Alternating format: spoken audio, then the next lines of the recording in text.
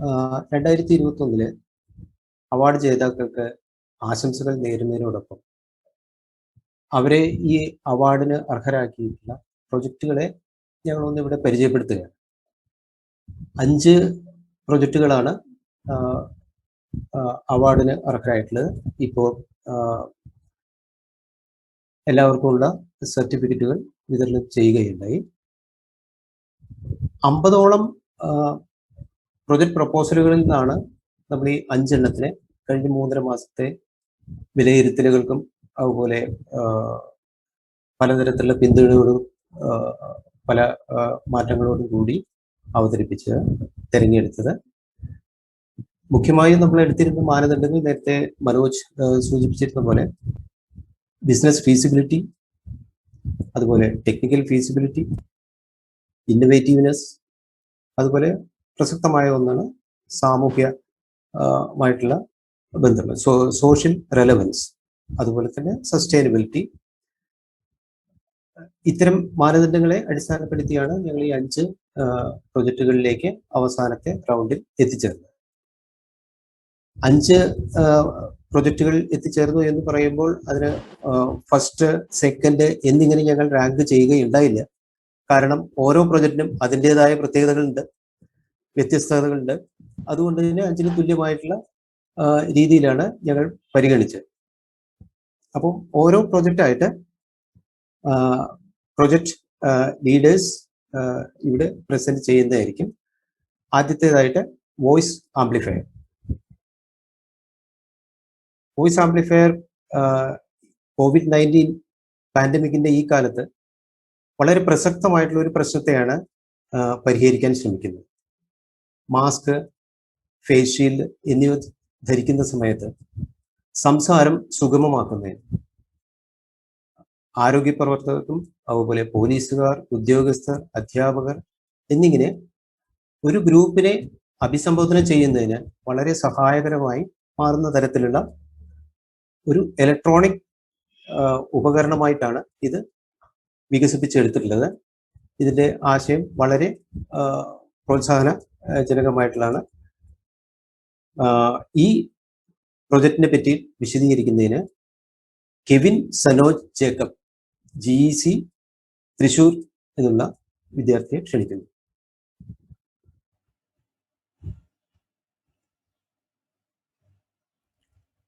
Good evening, everybody. എൻ്റെ പേര് Kevin. ഞാനാണ് വോയിസ് ആംപ്ലിഫയർ ഉണ്ടാക്കിയത്. അപ്പോൾ സ്ലൈഡ്സ് പ്ലീസ്. Next slide. അപ്പോൾ നമുക്ക് എല്ലാവർക്കും അറിയാം, ഈ ഒരു പാൻഡമിക്കില് എല്ലാവർക്കും ഉള്ളൊരു കോമൺ പ്രോബ്ലമാണ് കമ്മ്യൂണിക്കേഷൻ റിലേറ്റഡ് ആയിട്ടുള്ള പ്രോബ്ലമാണ് ഇപ്പോൾ ഏറ്റവും വലുതായി നിൽക്കുന്നത്. ഇപ്പോൾ പാൻഡമിക് ആയതുകൊണ്ട് നമ്മളെല്ലാവരും ഫേസ് മാസ്കും ഫേസ് ഷീൽഡും ഒക്കെ ഇടണമെന്ന് എപ്പോഴും പറയും. അങ്ങനെ വരുമ്പോൾ അതിൻ്റെ ഏറ്റവും വലിയ പ്രശ്നമാണ് ഈ സംസാരം, അല്ലെങ്കിൽ നമ്മൾ പറയണത് മറ്റുള്ളവർക്ക് കേൾക്കുന്ന ഒരു പ്രോബ്ലം. അപ്പോൾ അങ്ങനെ വരുമ്പോൾ ആൾക്കാർ എന്താ ചെയ്യുക, അവര് മാസ്ക് താഴേക്ക് വലിച്ച് സംസാരിക്കാൻ തുടങ്ങും. അത് കാരണമാണ് അത് ആണ് ഒരു വൺ മെയിൻ റീസൺ ഈ കൊറോണ സ്പ്രെഡ് ചെയ്യാനുള്ള കാരണം. അപ്പോൾ പ്രത്യേകിച്ച് ഈ health workers, police officers, teachers, അങ്ങനത്തെ കുറെ പേർക്ക് എപ്പോഴും കമ്മ്യൂണിക്കേറ്റ് ചെയ്യേണ്ട ഒരു ഡെയിലി ബേസിസിൽ എപ്പോഴും കമ്മ്യൂണിക്കേറ്റ് ചെയ്യേണ്ട ഒരു ആവശ്യമുണ്ട്. അപ്പോൾ അങ്ങനെ വരുമ്പോൾ ഇങ്ങനത്തെ മാസ്കും ഫേസ് ഷീൽഡൊക്കെ ഇടുമ്പോൾ അവരുടെ കമ്മ്യൂണിക്കേഷന് ഭയങ്കര ഹിൻഡ്രൻസ് ആവും. എന്ന് വെച്ച് കഴിഞ്ഞാൽ അവര് കുറെ എഫേർട്ടും എനർജിയും എടുത്തിട്ട് അവര് സംസാരത്തിലേക്ക് ഇടുമ്പോൾ അവര് ഭയങ്കര എക്സോസ്റ്റഡ് ആവും. അങ്ങനെ വരുമ്പോൾ അവർക്ക് പിന്നെ വർക്ക് ചെയ്യാനുള്ള ഒരു എനർജി നഷ്ടപ്പെട്ടു പോകും. ഈ ഒരു ഡിവൈസ് അത് എലിമിനേറ്റ് ചെയ്യാനാണ് നോക്കുന്നത്. അപ്പോൾ ഇത് ഒരു ഭയങ്കര കോമ്പാക്റ്റും ഭയങ്കര ലൈറ്റ് വെയിറ്റും ആയിട്ടുള്ള ഒരു ഡിവൈസാണ്. അപ്പോൾ ഇത് നമ്മുടെ മാസ്കിലോ അല്ലെങ്കിൽ നമ്മുടെ ഫേസ് ഷീൽഡിലോ അല്ലെങ്കിൽ നമ്മുടെ ഷർട്ടിലോ പോലും മാഗ്നറ്റിന്റെ സഹായം വെച്ച് നമുക്ക് വെക്കാവുന്നതാണ്. ഇത് വെറും 25 ഗ്രാം മാത്രമേ അതിന്റെ വെയിറ്റ് വരുന്നുള്ളൂ. പിന്നെ ഇത് റീചാർജബിളും ആണ്. ഒരു 30 മിനിറ്റ് കൊണ്ട് റീചാർജ് ചെയ്ത് കിട്ടും. പിന്നെ അതൊരു 4-5 മണിക്കൂർ യൂസേജും കിട്ടും അതിൻ്റെ. Next slide. ഇപ്പോ ഒരു 50-ന് മുകളിൽ ഡിവൈസസ്, ഇങ്ങനത്തെ ഈ ഡിവൈസസ് സൗത്ത് ഇന്ത്യയിലുണ്ട്. പിന്നെ അതുകൂടാതെ 2 UK ഉണ്ട്. അപ്പോൾ മെയിനായിട്ട് ഉപയോഗിക്കുന്ന ഒരു ഡോക്ടറാണ്. അപ്പോൾ അവരുടെ ഇപ്പോഴത്തെ റെസ്പോൺസ് വളരെ നല്ലതാണ്. കാരണം അവരുടെ OP-യിലൊക്കെ ഇരുന്ന് കുറെ സംസാരിക്കേണ്ടി വരുമ്പോൾ ഇങ്ങനത്തെ ഒരു ഡിവൈസുള്ള അവർക്ക് ഭയങ്കര ഹെൽപ്ഫുൾ ആണ്. കാരണം അവർക്ക് വളരെ ഇഷ്ടപ്പെട്ടു ഈ ഡിവൈസ്. Next slide. അപ്പോൾ എനിക്ക് ദർശന ഇഗ്നൈറ്റും എല്ലാവരും താങ്ക് യു പറയാൻ ഈ ഒരു നല്ല opportunity തരുന്നതിൽ thanks. Thank you.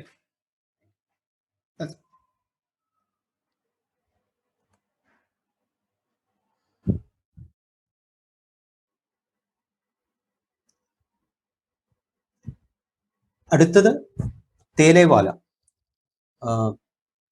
Mani, തേലേവാല വളരെ just one comment. So, ഇപ്പം നമ്മൾ കണ്ട പ്രോജക്റ്റ് ആണ്. That is the one which got enquiries from a mask manufacturing company in Coimbatore. So, like what I said, Kevin is, I think, into second year of engineering. So, he probably has his priority to complete his education. I think which is the right thing to do at this stage. അപ്പോൾ നമ്മൾ എങ്ങനെ മുന്നോട്ട് കൊണ്ടുപോകും എന്നുള്ളതിനെ പറ്റി we are working it out. Sorry, Mani, carry on. തേലേവാല വളരെ രസകരമായിട്ടുള്ള ഒരു പ്രശ്നത്തിന്റെ പുറത്ത് ഉള്ള അന്വേഷണത്തിന്റെ ഒരു ഫലം കൂടിയാണ്. സമ്പദ് വിതരണത്തിലെ അസന്തുലിതാവസ്ഥ കുറയ്ക്കുന്നതിന് ഏതൊക്കെ രീതിയിലുള്ള സാധ്യതകളുണ്ട് എന്നുള്ള അന്വേഷണം ഇവർ പ്രൊജക്ടിന്റെ ഭാഗമായി വഴിയോര കച്ചവടക്കാർക്ക് പരസ്യങ്ങളിലൂടെ എങ്ങനെയൊക്കെ വരുമാനം ലഭ്യമാക്കാം, ഏതൊക്കെ തരത്തിൽ പരസ്യങ്ങൾ ക്കുള്ള സാധ്യതകൾ ഇവർക്ക് ഉപയോഗപ്പെടുത്താം എന്നുള്ള തീമിനെ ബേസ് ചെയ്താണ് ഈ പ്രൊജക്റ്റ് ആലോചിച്ചിട്ടുള്ളത്. പ്രൊജക്ടിന്റെ ഭാഗമായി internet, mobile technology, digital marketing എന്നിവയുടെ സാമൂഹ്യ പ്രസക്തിയിലുള്ള ഒരു നിർദ്ദേശങ്ങളാണ് വെച്ചിട്ടുള്ളത്. പ്രൊജക്ടിന്റെ ഡീറ്റെയിൽസിലേക്ക് പോകുന്നതിന് മുമ്പ് ടീമിനെ ഒന്ന് പരിചയപ്പെടുത്താം. Next slide. Sandeep KV, TK college of engineering Kollam. Sanjeeth Salam, MA college of engineering Kothamangalam. Siddharth N, college of engineering Trivandrum. Abubakar Rishtad, college of engineering Trivandrum. Next. So, Sandeep KV will present the project to you. Hello, good evening, everyone. I hope you can see the presentation. Okay, so good evening. On behalf of my team, I would like to present our startup, the Telewala. So, from the sales of the local cuisines to providing broad access to India's cultural diversity with their foods, these undervalued entrepreneurs who are widespread throughout the country are on the verge of poverty. And yes, as the name suggests, our startup is all about empowering these unprivileged people who are struggling so hard even to meet their daily expenses. The post-COVID era is going to be so hard on these people with a huge uncertainty in their income flow. The money flow is getting concentrated at the higher classes of society. I'm a big fan of street foods, and as an entrepreneur, I was so excited to find out how this unorganized industry works and contribute to the sustainability of our nation. Months of research on this tremendous industry gave us some interesting insights. The street vending community of India consists of 40 million self-made entrepreneurs. Among them, nearly 20 million people are directly involved in the food business. Speaking in terms of business, all these vendors are being not regulated. If we are going to regulate them, we are accounting for sales worth up to $30 billion every year. Just think about the immense customer base these vendors we are talking about. The industry has grown and preserved several economies in our country. And from our further research, we figured out that this was a question government and many private firms have been trying to resolve for a long time. There are already several government schemes which provide these street vendors loan up to rupees 10,000 under Pradhan Mantri Atmanirbhar Yojana. But is this 10,000 rupees enough for these street vendors to build a proper, hygienic, presentable environment that can compete with the hotels that provide the same food at higher prices just because of their presentation and cleanliness. This is where our startup Telewala comes into play. We are proposing a simple beginning to an ultimate vision. We have a design to set up an advertisement space in every cart without obstructing any of their workspace. Any street vendor willing to earn an extra income can enroll themselves in our company through very minimal steps and at absolutely zero cost. These cards are serving throughout the major cities of core places, getting thousands of direct customer interaction and lakhs of passing by visibility. These cards will be a hotspot for any company looking for quality advertisement spots. Any company who wishes to advertise can visit our website, select the location, choose the package and number of cards, and make payment, and done. It is as simple as that. We will update them once the advertisements are on and provide them regular logs of the places where advertisements are being displayed and also the foot traffic in that area. In the next phase, we will be ranking the street vendors based on their services, mainly on quality and hygiene, and we will give them advertisements based on their ranking. A higher rank means more expensive advertisement. So eventually, these street vendors will try to keep up with the quality regulations for money, not just a sake for following the government rules. So in a way, we can improve the living standards and quality of the street vendors and generate higher revenue from the sales and increase their income from advertisement. And in return, consumers will also get quality services from our street vendors. It is a win-win situation for everyone out there. By this, we can move one step closer to organizing these unregulated entrepreneurs and shrinking the income gap that exists in our society. Thank you.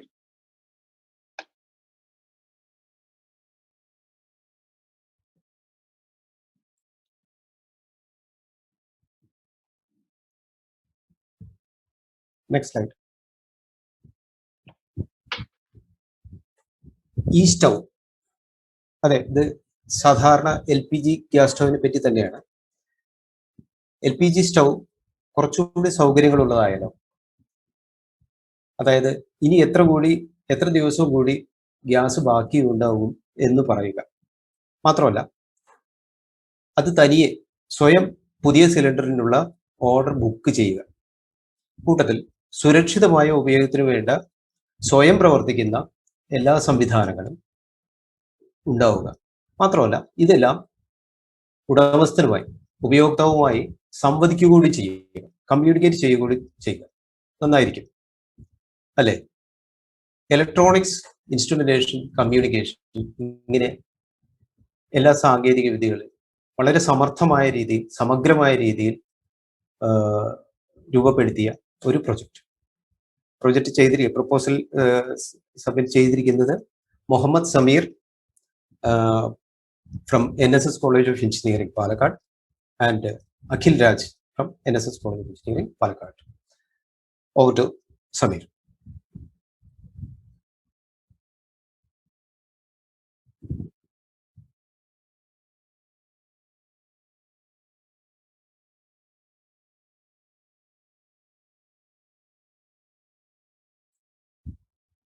Yes, Sahid.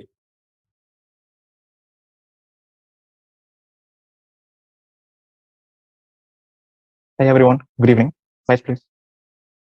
Slides please. Yeah, ആണുള്ളത്.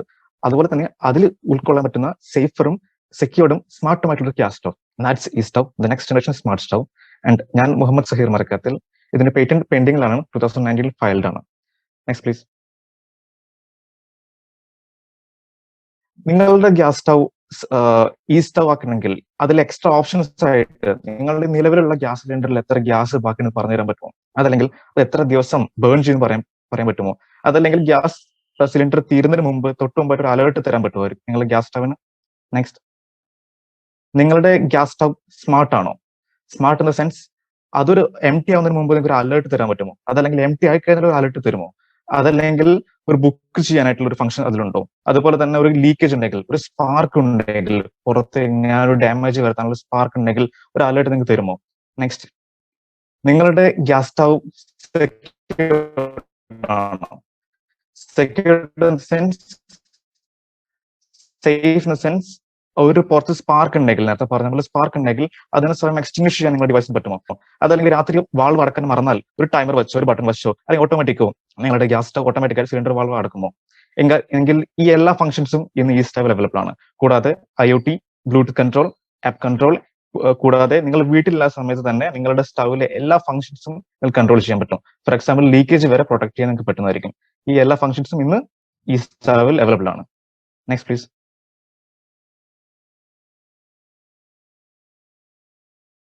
Next ഇതിന്റെ ഒരു business plan provide ചെയ്യാണ്. ഇതിന്റെ MVP already developed ആണ്. അതിനായി total cost ഞാൻ എടുത്തത് 736 rupees ആണ് ആകെ ഞാൻ എടുത്തത്. അത് ഇന്ന് നിലവിലുള്ള ഇലക്ട്രോണിക്സ് കമ്പോണൻസ് മാത്രം അസംബിൾ ചെയ്തുകൊണ്ട് ഉണ്ടാക്കിയ ഡിവൈസ് ആണ്. ഒരു പ്രൊഡക്റ്റ് ലെവലിലേക്ക് പോവുകയാണെങ്കിൽ ഞാൻ ഒരു 300 രൂപ പ്രോഫിറ്റ് മാത്രം എടുത്തുകൊണ്ട് നിലവിലുള്ള ഒരു ഗ്യാസ് സ്റ്റവ് സെല്ലർ ഈ ഒരു പ്രോജക്റ്റ് ഏറ്റെടുത്തുകൊണ്ട് കൊണ്ടുപോവുകയാണെങ്കിൽ ഒരു വർഷം കൊണ്ട് 72,000 രൂപയാണ് പ്രോഫിറ്റ് കിട്ടുക നമുക്ക്.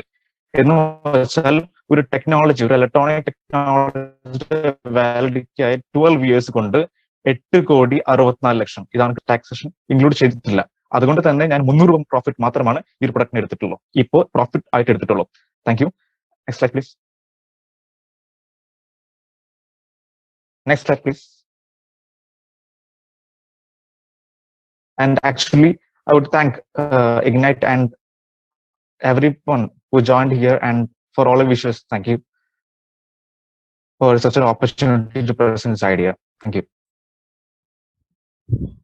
Thank you, Sahir. Next slide, please. Pineapple sapling winding machine. ഇത് കാർഷിക മേഖലയിലെ പ്രശ്നങ്ങളെ പറ്റി ആഴത്തിൽ പഠിച്ചുകൊണ്ട് എങ്ങനെ സാങ്കേതിക വിദ്യ ഫലവത്തായി ഉപയോഗിക്കാൻ കഴിയും എന്നുള്ളതിനെ പറ്റിയുള്ള അന്വേഷണവും അതിനുള്ള അവസരങ്ങൾ കണ്ടെത്തിയതിന്റെ ഒരു ഉദാഹരണമാണ്. പൈനാപ്പിൾ കൃഷിയുടെ മേഖലയിൽ സ്ത്രീകൾക്ക് പുരുഷന്മാരോടൊപ്പം തന്നെ പണിയെടുക്കാനുള്ള അവസരങ്ങൾ ലഭ്യമാക്കാനുള്ളതും അതുപോലെ തന്നെ പൈനാപ്പിൾ കൃഷിയിൽ നിന്നുള്ള വരുമാനം വർദ്ധിപ്പിക്കാനും ഉള്ള ഒരു ലളിതമായുള്ള യന്ത്ര സംവിധാനമാണ് ഇതിന്റെ ഭാഗം. പൈനാപ്പിൾ മുകുളങ്ങളെ കെട്ടി ഒതുക്കുന്നതിനുള്ള ഒരു ലളിതമായ മെഷീൻ. ടീമിനെ പരിചയപ്പെടുത്താം. Next slide. Bibil Jose, Amaljyothi college of engineering Kottayam, Ananthu Anilkumar, Ashish S Nair and Balagopal R. എല്ലാവരും അമൽജ്യോതി കോളേജ് ഓഫ് എഞ്ചിനീയറിംഗ് കോട്ടയത്തിൽ നിന്നുള്ളവരാണ്. ബിബിൽ ജോസിന് പ്രൊജക്ട് അവതരിപ്പിക്കുന്നതിന് വേണ്ടി ക്ഷണിക്കുന്നു. Next slide.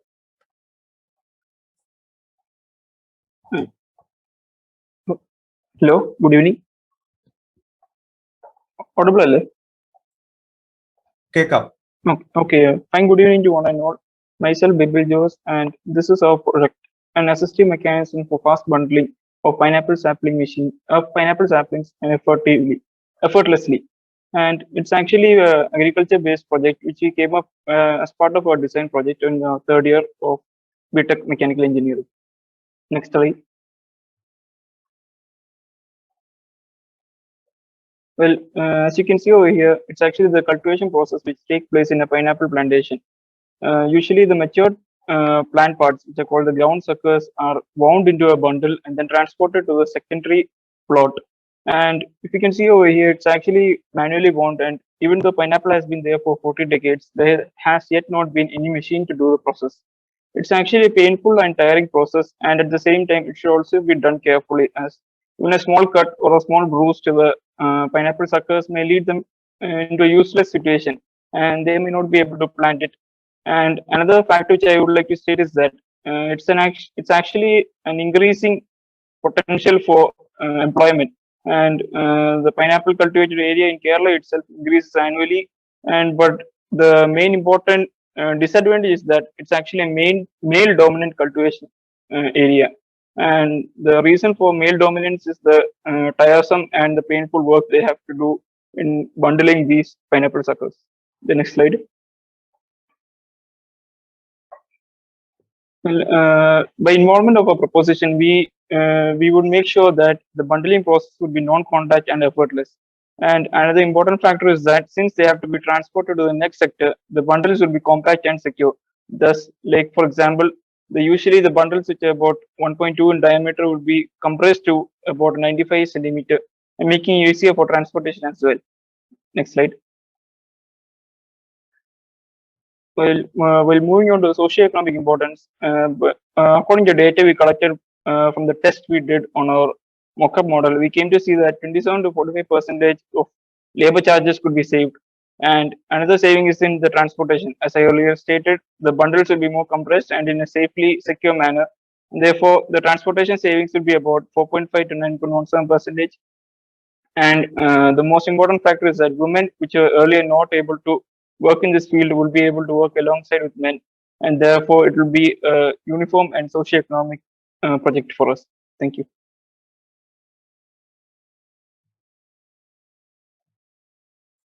Thank you, baby.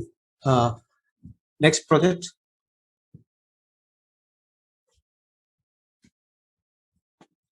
ASP robot, automatic robotic nurse.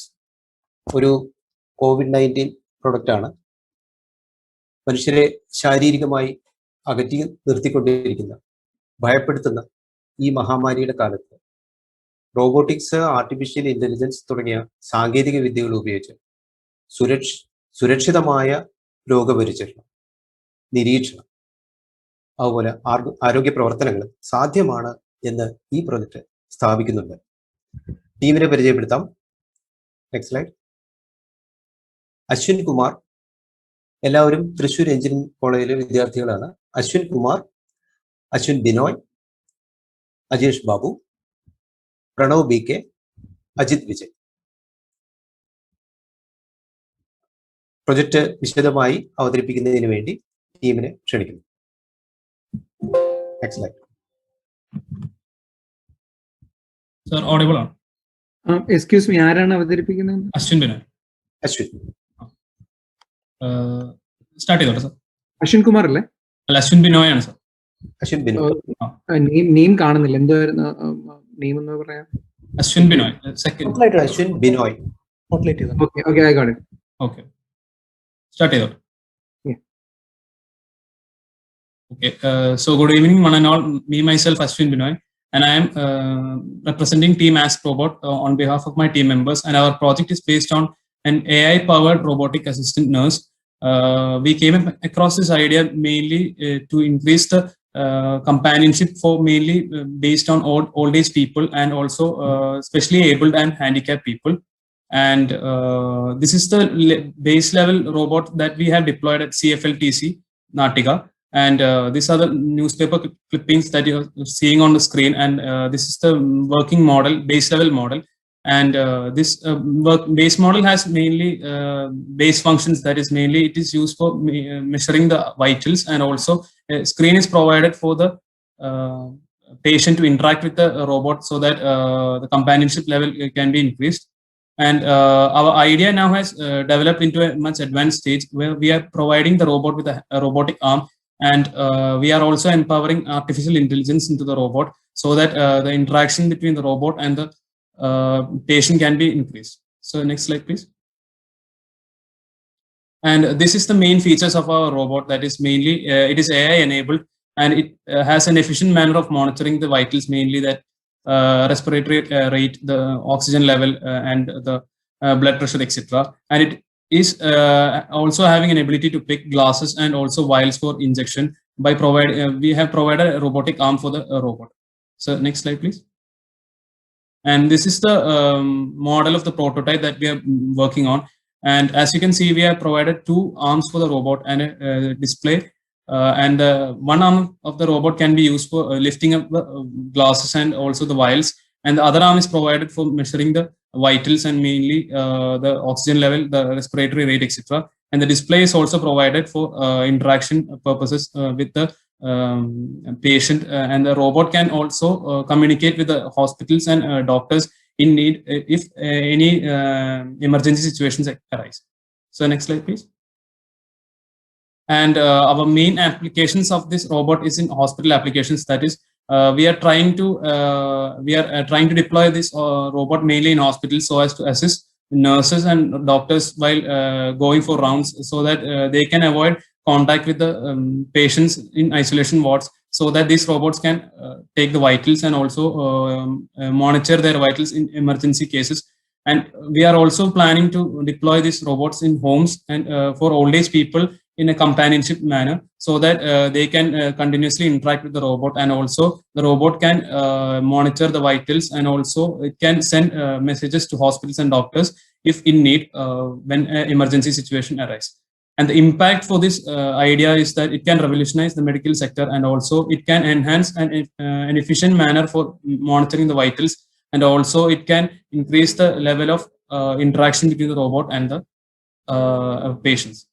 That's all from our side, and I thank the Darsana team for providing us with the chance for expressing our idea, and also to develop our idea into a startup basis. And also I thank the Honorable Minister of Finance, Dr. Thomas Isaac sir, and also the Vice Chancellor of KTU, Honorable Dr. Rajashree ma'am,